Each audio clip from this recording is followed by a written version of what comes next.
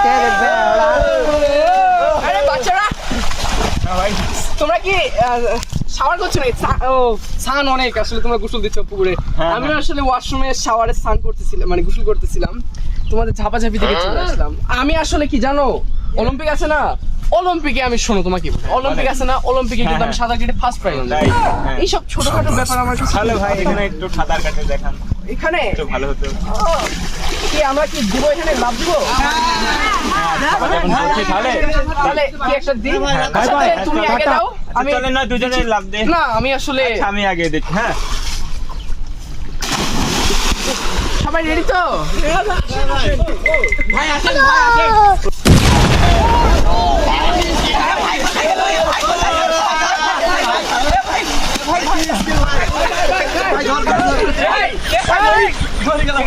শালা বলে অলিম্পিকে গেছে, শালা শালা